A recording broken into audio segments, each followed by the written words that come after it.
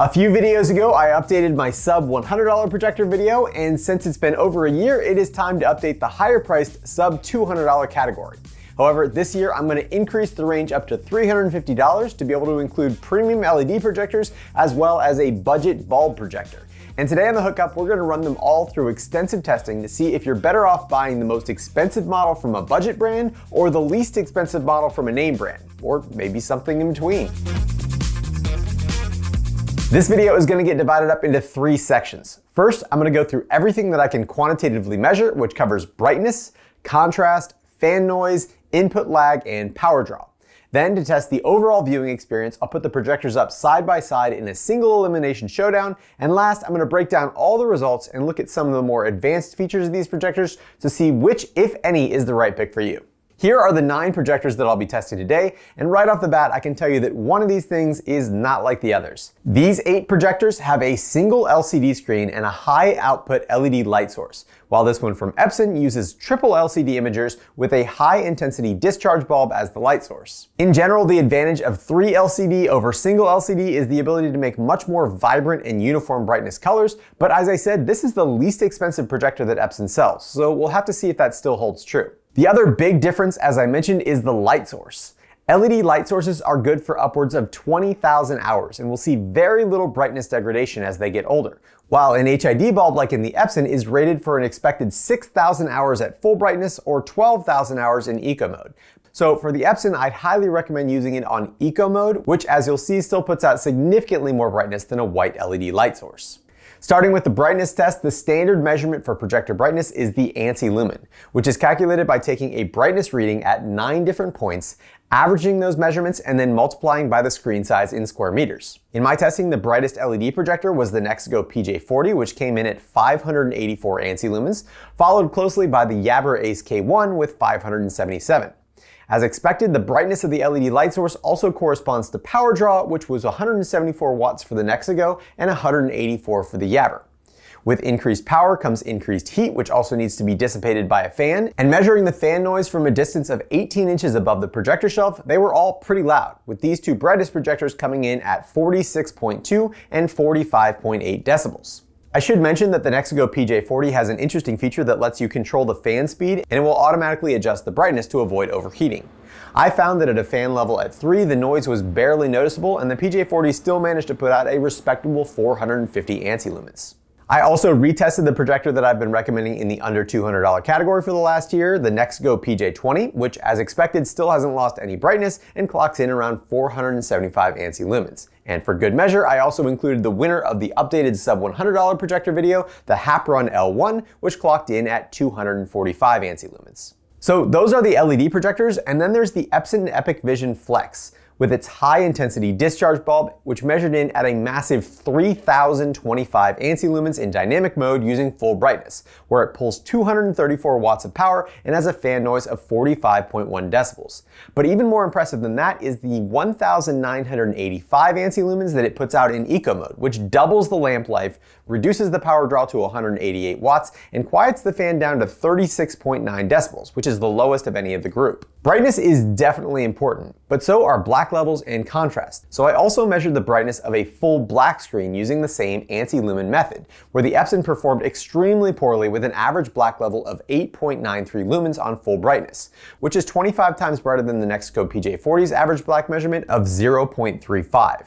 Using these 2 measurements, we can calculate the full-on, full-off contrast ratio by dividing the white brightness by the black brightness, which puts the C-Best on top with a contrast ratio of 2,427 to 1, the Yabra Ace K1 in second with 2,271, and unfortunately the Epson's ultra-bright light source just can't be sufficiently blocked during a full black output, which left it with a not impressive 293 to 1 contrast ratio in eco mode and 289 to 1 in full brightness. The last quantitative measurement that I took was input lag, which is important if you plan to play video games on your projector. Input lag is the time between when your game console sends out a video frame and when that frame is displayed on the screen. For casual gaming, input lags under 50 milliseconds are generally acceptable, and then between 50 and 100 milliseconds starts to feel a little bit weird, and over 100 milliseconds is going to significantly limit the types of games that you can play. The two lowest measured input lags were 25.7 and 27.8 milliseconds, which were the hap run for my under $100 projector video, and the Nexigo PJ20, which is the sub $200 projector that I've been recommending for the last year. This makes a lot of sense because they are doing the least amount of processing for things like keystone correction, noise reduction, and contrast enhancement that ultimately adds delay to the video output. But it is disappointing to see the rest of these projectors performing relatively poorly in this test. Using all those collected measurements, we should theoretically be able to predict which projector will have the best viewing experience. But the only way to know for sure is to set them up side by side for a comparison. For this test, I set up each projector for a 55-inch diagonal screen projected onto my 120-inch Vivid Storm ambient light rejecting screen, and I used the Nature's Fury Dolby Atmos test video to evaluate color, contrast, sharpness, and overall viewing experience. Starting with the least expensive projectors, on the left is the Hap-Run L1 that I recommended in my under $100 projector video versus the almost twice as expensive Hap-Run L2 on the right. And this was awkward because even though the L2 has about 50 more ANSI lumens, it also has half the contrast, and the cheaper L1 outperformed the L2 in every scene.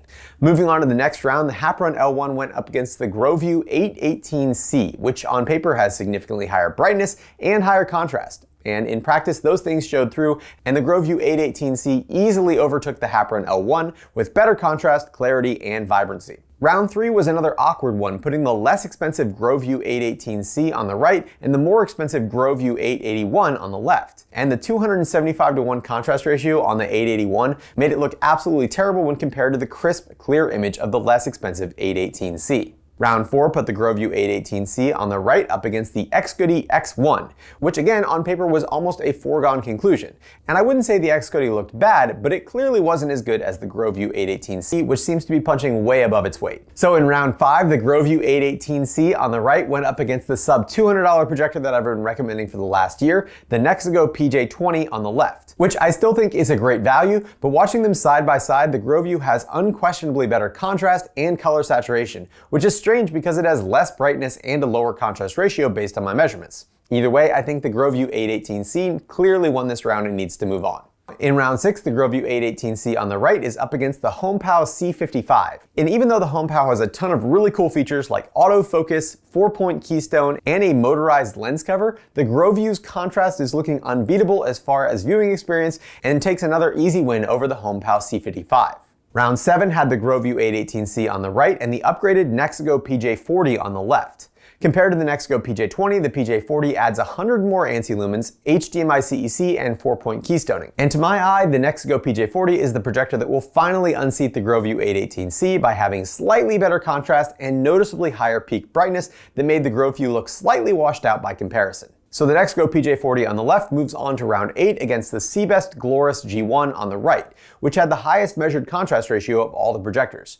But even though the shadows and black levels looked great on the Seabest, it didn't have enough brightness to make the highlights pop, and I ultimately preferred the brighter image of the Nexigo PJ40. So in round 9, the Nexigo PJ40 on the left went up against the most expensive LED projector that I tested, the Yabber Ace K1, which has a very similar feature set to the Nexigo PJ40, and they both run Android 9, giving them similar options for keystoning, image processing, and correction. Although this round was pretty close, there were two things that stood out to me. First, in the all-black scenes, you can see some light bleed in the corners of the Nexigo PJ40. And in scenes with a lot of dynamic range, the shadow details on the Yabber were significantly better, and some of the fine details in dark areas were lost in the Nexigo's image. So that means that the most expensive LED projector seems to be worth it, and overall has a pretty great image and feature set. But how does that compare to a similarly priced bulb projector? In this last round, we've got the Yabber Ace K1 on the right and the Epson Epic Vision Flex COW01 on the left. The first thing that you'll probably notice is the Epson has gray bars at the top and bottom of the image, and that's caused by two things. First, the black levels on the Epson are over 30 times brighter than the black levels on the Yabber. And second, the Epson uses WXGA resolution, which is 1280 by 800, compared to the Yabber, which is 1920 by 1080. Not only does that mean that the Yabber has twice as many pixels, but the Epson also has a 16 by 10 aspect ratio versus the more standard 16 by 9 widescreen that we see on the rest of the projectors, meaning the black bars on the top and bottom are going to be larger on the Epson. Comparing these projectors side by side in a light-controlled room, the Epson did laughably bad. But that's not quite fair since it's also more than 5 times brighter than the Yabber. So for comparison, I flipped on the lights and I reran the last round. And you can see that that did make the Epson look slightly better, but I still significantly prefer the contrasty image from the Yabber Ace K1. However, that test still wasn't quite fair because you're probably not going to buy a projector to make a 55-inch screen. You're going to go bigger. So I set up a 100-inch screen with the 4 best performing projectors from the viewing experience test, and here's what they look like side by side. You can see that the brightness of the Epson really does make a difference, and it ensures that every corner of the screen can show fine detail. But the lack of contrast makes for a much less dramatic image than the Nexco PJ40 and the Jabra Ace K1.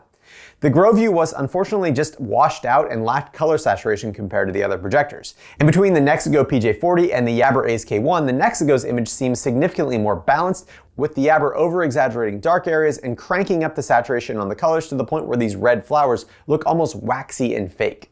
Ranking these top 4 projectors against each other for pure image-based viewing experience, I'd put the Epson first, then the Nexco PJ40 in second, then the Jabra Ace K1 in third, and the GrowView 818C in fourth. But those aren't necessarily my final recommendations. So let's go ahead and combine all the data and figure out which projectors are the best for the money. Under $200, the 2 top performing projectors were the GrowView 818C and the Nexco PJ20.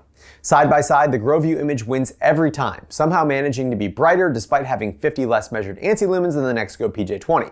However, on the Nexco, you've got 10 milliseconds less input lag, the addition of motorized zoom, and the fact that thousands of people have purchased the Nexco PJ20 since my last video, and I've gotten mostly very positive feedback about it. Still, with the Nexco PJ20 at about $199 versus the GrowView 818C at $139, I'd personally be willing to take the risk to save $60. Above $200, the top choices are the Nexco PJ40, the Jabra Ace K1, and the Epson Epic Vision COW01. And first, let me tell you why the Epson is a complete non-starter for me. Despite impressive brightness, good color reproduction, and a relatively quiet cooling fan, I could never recommend this projector because it ships with a non-user replaceable bulb. For $350, you get what probably amounts to about 3,000 watch hours on full brightness or 6,000 hours on eco mode before the bulb has significantly degraded. And unlike every bulb projector that I had seen up to this point, you don't have the option to just buy a new bulb, and instead, you get to put the whole projector in the trash. I can't imagine what Epson was thinking when they designed this projector. But even excusing the poor contrast, terrible black levels, and strange WXGA resolution, I would still give this projector a firm not recommended due to its insanely short lifespan before ending up in a landfill. Between the Jabra Ace K1 and the Nexco PJ40, they both have very similar image quality and an almost identical feature set, with iOS and Android screencast, 4-point keystoning, and good color management options. During the 55-inch screen Dolby Atmos test footage, I preferred the image for the Jabra, but during the 100-inch screen Planet Earth footage, the Nexco looked better to me. Going with the Jabra instead of the Nexco gets you fully automatic motorized focus and automatic 4-point keystoning, which doesn't work particularly well, while the Nexco has manual focus and manual 4-point keystoning. The Jabra has a slightly better contrast ratio and 9 milliseconds less input lag, while the Nexco has a slightly lower power draw and adjustable fan speed that lets you balance out noise and brightness to your needs. There is, however, one big feature that makes the Nexco the clear winner over the Jabra for me, and that's HDMI CEC control, which means when you plug in an Apple TV, Fire TV Stick, or Roku into the Nexco, you'll be able to control it with the Nexco's remote. The Seabest, HomePow, XGoody, and GrowView 881 all have streaming apps built in. But out of all those options, the Seabest is the only one that delivers a usable experience because it relies on an external dongle instead of trying to use built-in Android 9 apps that are outdated and mostly unusable. And in my opinion, paying a premium for a projector that has built-in apps is a huge mistake when a $20 Fire TV Stick will deliver a better experience that can easily be updated or replaced as better technology comes along. So that makes my new updated recommendations heading into 2023, the Haprun L1 for under $100, the GrowView JQ818C for under $200, the Nexco PJ40 under $300, and unfortunately the $300 to $400 price range is still a no man's land when it comes to projectors because it's too much to pay for an LED projector and not enough to get a good traditional bulb projector. I've got links down in the description to all the projectors in this video, as well as a link to a comparison table with all the data that I collected. If you appreciate the time, effort, and money that it takes me to make a video like this, I'd appreciate if you could use those links, since as an Amazon affiliate, I do earn a small commission on those sales at no cost to you. I'd also like to thank all of my awesome patrons over at Patreon for your continued support of my channel, and if you're interested in supporting my channel, please check out the links down in the description. If you enjoyed this video, go ahead and hit that thumbs up button and consider subscribing. And as always, thanks for watching The Hookup.